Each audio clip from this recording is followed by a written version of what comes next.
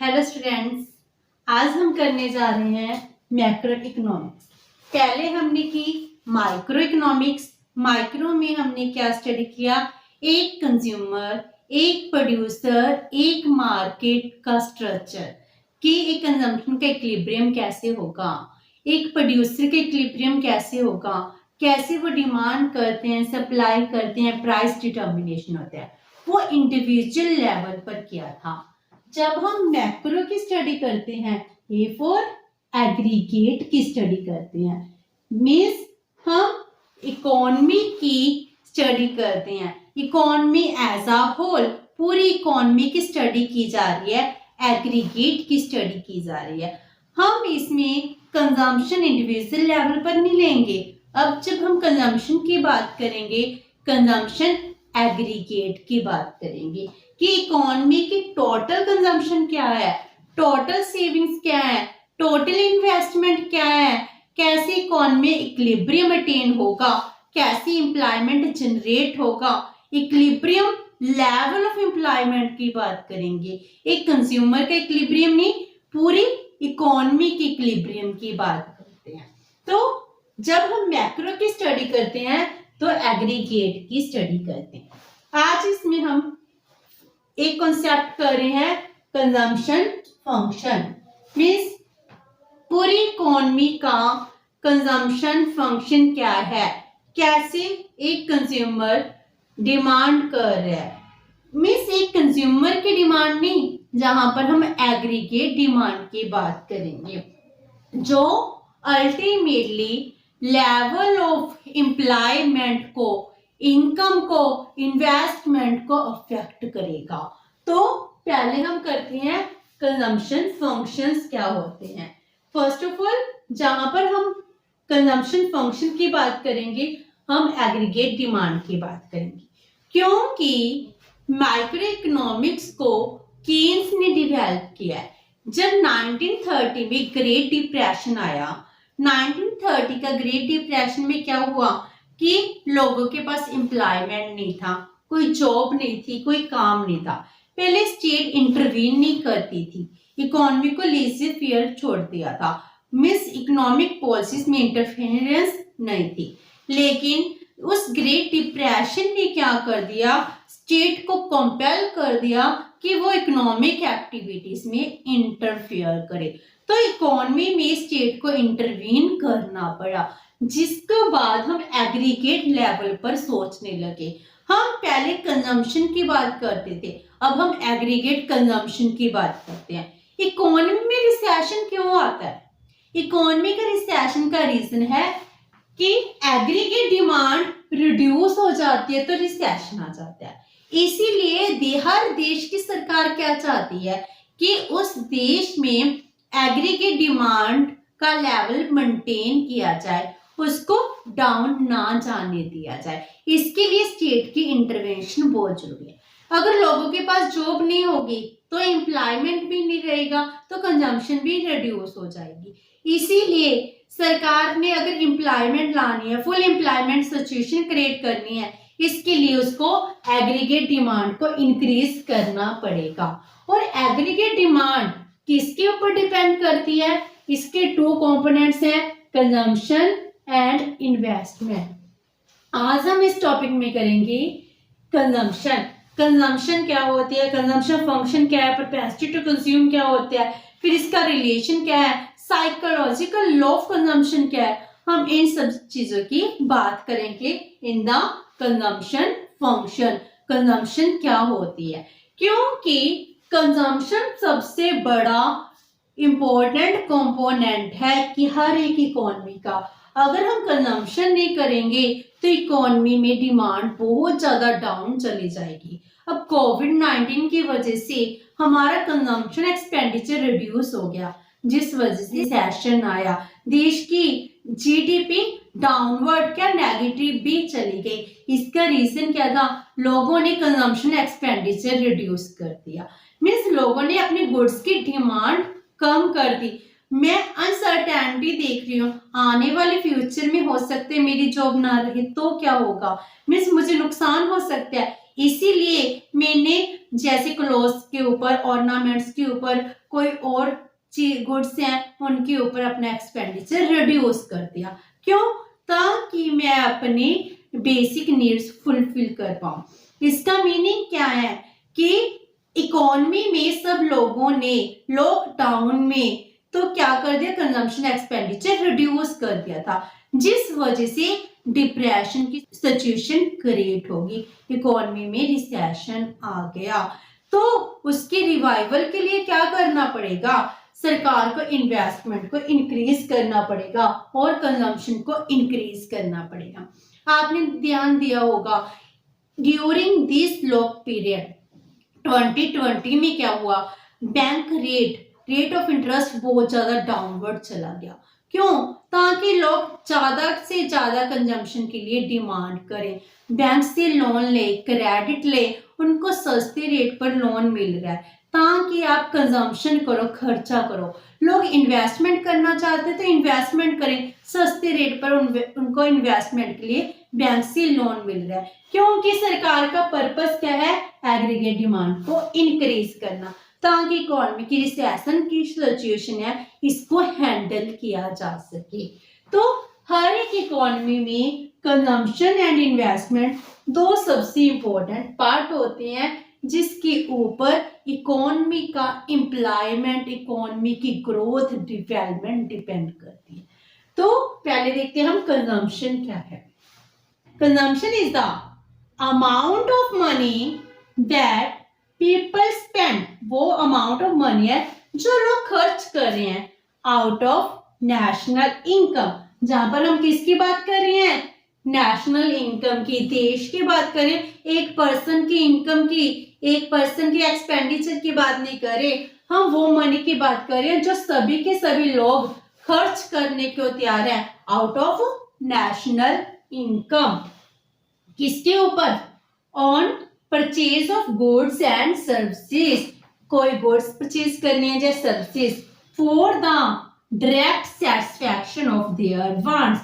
Means मैं consumption क्यों कर रही हूँ, क्योंकि मेरी वांट्स सेटिस्फाइड हो रही हैं। जैसे हमने यूटिलिटी किया था, हम गुड्स की डिमांड क्यों कर रहे हैं, क्योंकि वो हमें सेटिस्फैक्शन देती है, that's why we are demanding the goods.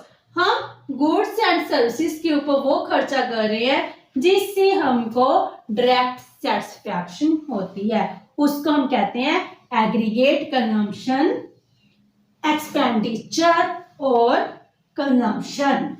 इसको हम कहते हैं एग्रीगेट कंजम्पशन, एक्सपेंडिचर, पूरी इकोनॉमी का एक्सपेंडिचर, और द सिंपली कंजम्पशन कि एक देश के लोगों की कंजम्पशन कितनी है। मान लो हमारे देश की इनकम कितनी है, 120 लाख करोड़। अगर हम इसमें 100 लाख करोड़ खर्च कर दे तो ये क्या होगी, हमारा कंजम्पशन एक्सपेंडिचर। हम पूरी इकोनॉमी के एक्सपेंडिचर की बात कर रहे हैं, किसी की एक पर्सन के कंजम्पशन एक्सपेंडिचर की बात नहीं कर रहे। पूरे देश के लोगों ने मान लो 100 लाख करोड़ रुपया खर्च कर दिया, हमारी जे नेशनल इनकम थी। ये था मीनिंग ऑफ कंजम्पशन। अब कंजम्पशन किसका फंक्शन है, वैसे तो कंजम्पशन एक्सपेंडिचर बहुत सारे फैक्टर्स का फंक्शन होता है। जैसे कोई चीज ट्रेंड में आ गई, मेरा भी मन कर रहा है मैं भी ले आऊं, ठीक है, मैंने अपने नेबर को देखा, मैं किसी और पर्सन को देखती हूँ वो कोई नई मार्केट में कोई चीज लाया है तो हम भी ले ले। फैशन का, ट्रेंड्स का, इन सब का फंक्शन है। लेकिन उससे भी ज्यादा इम्पोर्टेंट कंजम्पशन किसका फंक्शन है, हमारी इनकम का फंक्शन है। केन्स ने भी यही कहा है, consumption is the function of income. आप कितना मर्जी ट्रेंड देखिए, इतनी मर्जी प्रेफरेंसेस देखें, कुछ भी देखें, अगर आपकी इनकम अलाउ करेगी तभी आप कंज्यूम करोगे। That's why consumption is the function of income. अगर सरकार हमें 0% रेट पर भी पैसा दे दे कि आप कंजम्पशन एक्सपेंडिचर करोगे, नहीं ना। क्यों? क्योंकि हमें दिख रहा है कि हमारी इनकम हो सकती है या नहीं। अगर हमें इनकम होगी तो हम खर्च कर देंगे, अगर हमारी इनकम नहीं होगी तो हम खर्चा करेंगे, नहीं करेंगे। इसीलिए केन्स क्या कह रहे हैं कि consumption is the function of income. Consumption income का ही फंक्शन है। जो कंजम्पशन फंक्शन है इसको केन्स ने कौन सा टर्म यूज किया है? Propensity to consume. Propensity to consume क्या है? कंजम्पशन फंक्शन का एक अनदर नेम है। प्रोपेंसिटी टू कंज्यूम क्या होता है? प्रोपेंसिटी मीन्स हमारी इंटेंसिटी, हम कितना खर्चा करना चाहते हैं, हमारी क्या डिजायर है खर्चा करने की। मेरी इनकम कम है तो मैं कम खर्चा करूंगी, अगर इनकम इंक्रीज कर जाए तो मेरा एक्सपेंडिचर भी इंक्रीज कर जाएगा। इट मीन्स क्या है? अगर मेरी इनकम इंक्रीज होती जाएगी तो मेरा एक्सपेंडिचर भी इंक्रीज होगा, अगर मेरी इनकम रिड्यूस होगी तो एक्सपेंडिचर भी रिड्यूस हो जाएगा। इट मीन्स क्या है?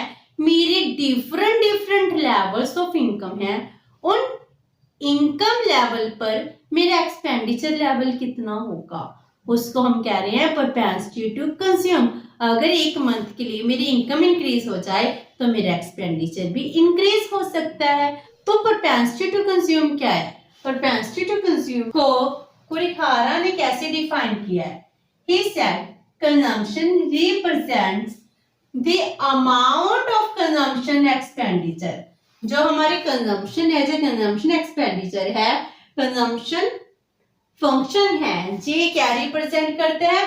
Amount of consumption expenditure at a given level of income. मान लो आपको 120 करोड़ की इनकम है, उसमें से आप 100 करोड़ रुपया खर्च कर रहे हो, जे क्या हो गया आपका? Consumption expenditure. जबकि whereas the propensity to consume, जे क्या रिप्रेजेंट करता है? It is a schedule of consumption expenditure at various level of income.